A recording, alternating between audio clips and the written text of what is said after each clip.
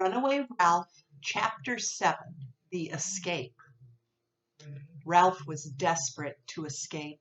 His food supply was running low, and as Chum had predicted, Garf stayed away from the craft shop. Ralph ran around the sides of his cage, hoping that there might be an opening, one overlooked space wide enough for a mouse to squeeze through. There was none, as he had known all along. He pushed on the door with all his strength, but he could not budge it.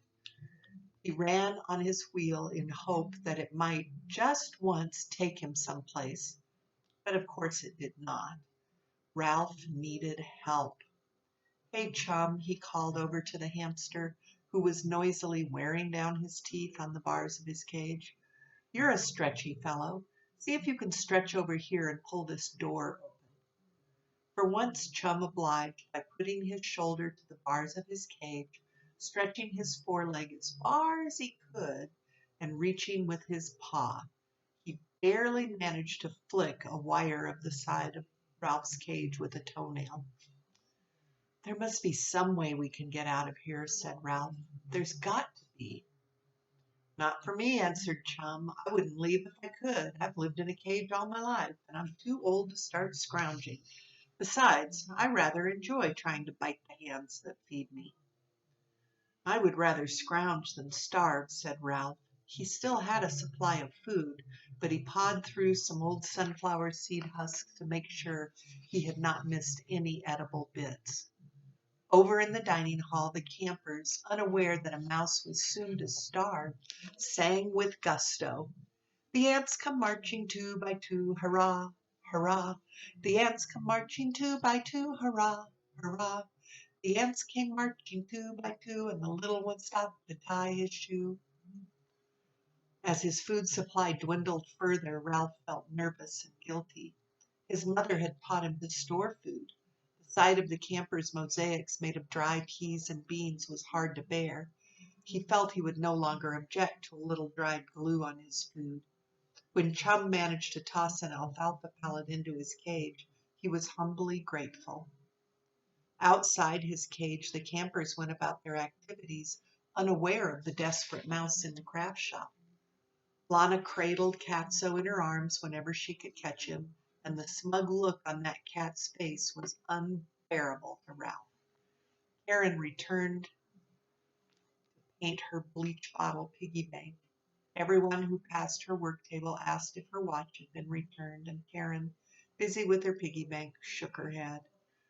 Occasionally Ralph's ears caught the familiar pop, pop, pop, pop, pop, pop, and he looked out to see Garf pushing his motorcycle across a bench or around the edge of the ping-pong table, as if he were lost in a dream of speed and danger.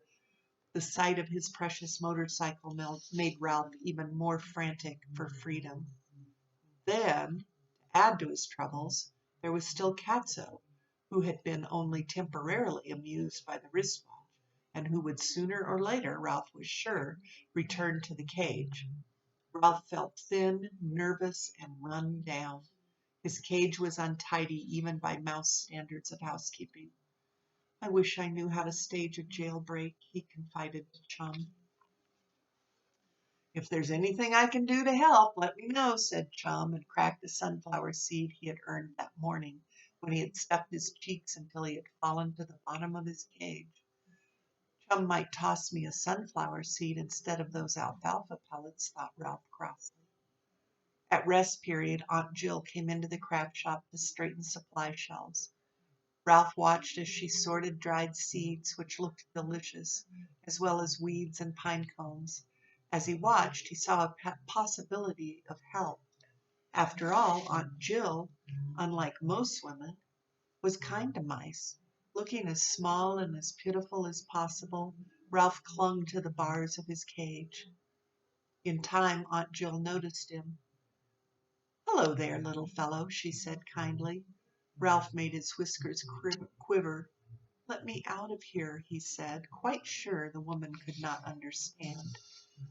Aunt Jill smiled when she heard the mouse squeak and offered him the sunflower seed, which he snatched and cracked so greedily that he forgot to look pitiful. "My, but you're a hungry little fellow," remarked Aunt Jill. but she did not offer him another seed. Instead, when the camp awoke, she called the Garf, who came to the door of the craft shop but did not enter. "Your mouse is hungry," said Aunt Jill. "Somebody else can feed him," said Garf. "He is your personal mouse," reminded Aunt Jill. "I didn't take the old watch," said Garf. "I don't want to come in there." "I am sure you didn't take it," said Aunt Jill calmly, "but don't forget that you wanted to be the only one to feed your mouse. He is hungry and his cage needs to be cleaned." Garf hesitated but entered the craft shop, and while Ralph scrambled around looking for a way out, he slid the bottom from the cage, changed the cedar shavings, and replaced it. He detached the water bottle, filled it at the sink, and was fastening it to the cage when Aunt Jill went out, leaving the boy alone with the two animals.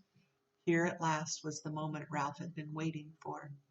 "Say, Garf," he began, but the boy, not expecting the mouse to speak, appeared not to hear. Ralph was desperate. "Say, Garf," he said at the top of his mouse voice. When Garf glanced at him, Ralph said as loud as he could, "Listen to me. You know that motorcycle you've been playing with? It's mine."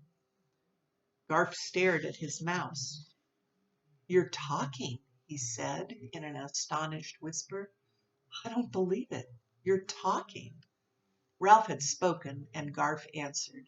They were both so excited they were speechless. Finally, Garf spoke again. "Go on, say something more."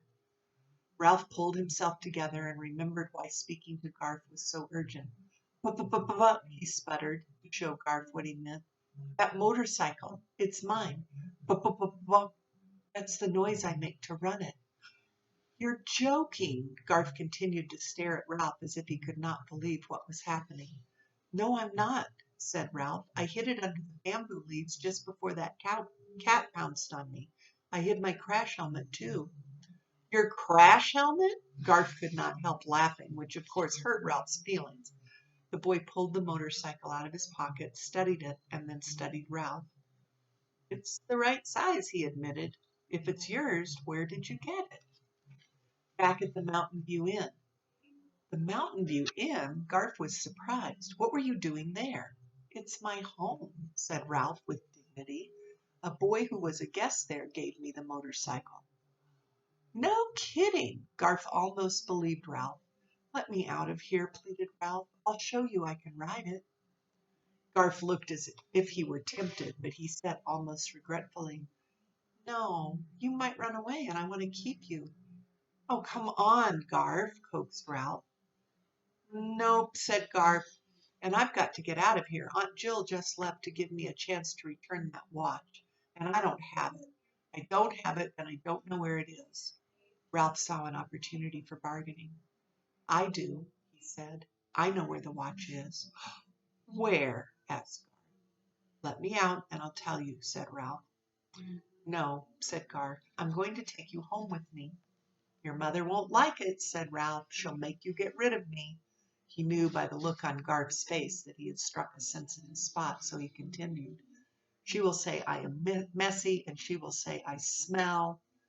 Garf looked uncomfortable. "Let me out of here, and I'll show you where the watch is," persisted Ralph. Garf looked as if he might be tempted. He thought a while and said, "My mother might let me keep a mouse. It wouldn't hurt to ask. And I don't want to know where the watch is. If anybody saw me trying to return it, they would say I stole it, and I didn't." Ralph's hopes dwindled.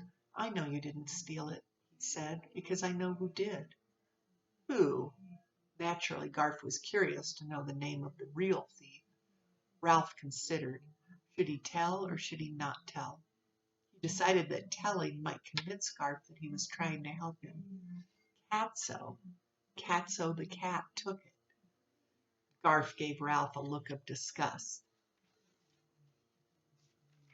"Now I know you're lying," he said. "What would a cat do with a watch?" Ralph was beginning to feel frantic. "Pretend it's a mouse, play with it, toss it around. You know how cats do." Garf grinned.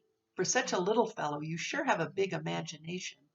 "I am not imagining it," said Ralph. "Catso took it. I saw him. Honest." "Aw, you just don't like cats," said Garf, and started to leave. Ralph sat miserably back on his haunches. Well, even if you don't believe me, don't forget to feed me. Glad you reminded me, said Garth, and gave Ralph a generous supply of food before he left the crab shop. He paused by the bamboo where he had found the motorcycle, stirred the leaves with his foot, and uncovered the thistle-down lined half of a ping-pong ball, which he picked up and examined. He glanced back in Ralph's direction before he put the helmet in his pocket and went to his lodge. In a few moments, Aunt Jill returned, glanced at the shelf beside Ralph's cage, and frowned slightly as if she were puzzled about something. Ralph settled greedily at his food dish. I'll show that Garth, he thought, as he crammed seeds into his mouth with his paws. As soon as I get out of this cage, I'll show him. When Ralph's stomach was comfortably full, he took a long nap. By the time he awoke, the crab shop was empty, the camp strangely quiet. A few chickens scratched under the walnut trees, and the kittens tumbled about trying to catch one another's tails. A horse whinnied in the pasture, but there was no one in sight. Where is everybody? Ralph asked Chum. They've all gone down to the river for a swim and a picnic supper, answered Chum. Peaceful, isn't it? I finally got some sleep in the daytime.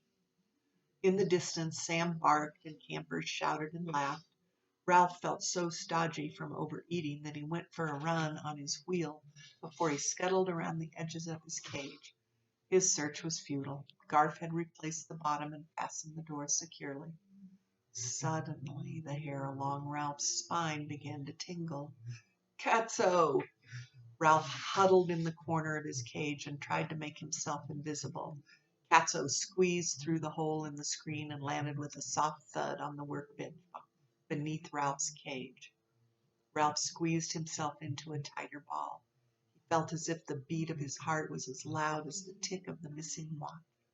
Why couldn't Sam stay home and guard the camp the way he was supposed to? This time there was no watch to distract Catso. Catso stood with his front paws on Ralph's shelf and sniffed the cage. Then he sat down and calmly began to wash. First his right ear, then his left. The suspense was more than Ralph could bear. Catso stretched out his left hind leg and began to groom his left hind foot. He licked with long, careful licks, combing his fur neatly toward his toes. Suddenly Ralph had an inspiration. He was about to take a terrible chance, but with no one to protect him from a sneaky cat, he had nothing to lose. Anything was better than cringing in a corner, waiting for that beast to wash and comb every hair on his body. Ralph took charge. He left his corner, sprang on his wheel, and raced so fast he looped the loop. That activity caught Catso's attention all right. The cat sat there with his hind leg in the air looking surprised. Ralph leaped from his wheel and faced Catso through his bars. The cat forgot about his grooming and, jumping to his feet, placed his front paws on the shelf and stared into Ralph's cage. Hiding his terror, Ralph stared back. If there's one thing I can't stand, it's a disrespectful mouse, said Catso, and with a swipe of his paw, sent the cage flying. Ralph was prepared. He hung on to the bars and braced himself.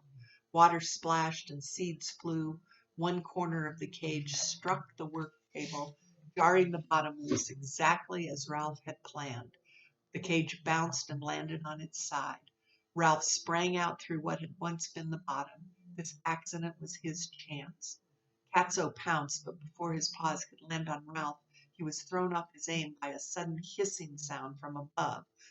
Startled, he missed Ralph's tail by the width of a whisker. Ralph was startled too, but the unexpected noise did not prevent him from scrambling behind a jar of nails on the work table. When Ralph got up the courage to peek around the jar of nails, he saw Catso staring up at Chum's cage. He heard the hissing sound again and knew that it must be coming from Chum. Good old Chum. Ralph hadn't known that a hamster knew how to hiss. When Catso recovered from his surprise, he was after Ralph, who dashed from behind the nails as the jar was sent rolling across the table. Crash! It landed on the floor and broke, scattering nails across the crab shop.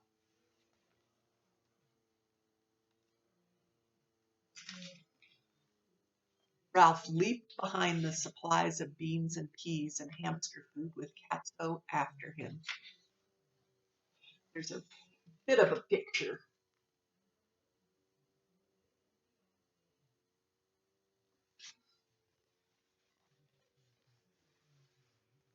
Jars crashed, bags tumbled and split as they fell. Crash, bang, smash, noise and flying glass did not stop Catso. Ralph leaped behind the big spools of lanyard plastic. Catso knocked over the spools and the plastic unreeled, tangling about his feet. While Catso freed himself from the plastic, Ralph found behind the work table a slanting piece of wood that was a brace between the studs of the rough walls of the craft shop. Ralph ran down the brace as Catso tried to squeeze his head between the edge of the work table and the wall. He could get his head into the space, but not the rest of his body. He pulled back his head and tried to reach Ralph with his paw. Ralph, however, was too far down the brace. Next, Catso leaped to the floor and ran under the table. Ralph scurried up the brace so that he was above the table and beyond Catso's reaching paw. Back to the tabletop went Catso, and down the brace ran Ralph, once again beyond the stretch of those curved and groping claws. Frantic with frustration, the cat sprang from the table while Ralph ran up the brace. Once more Catso reached and stretched and groped.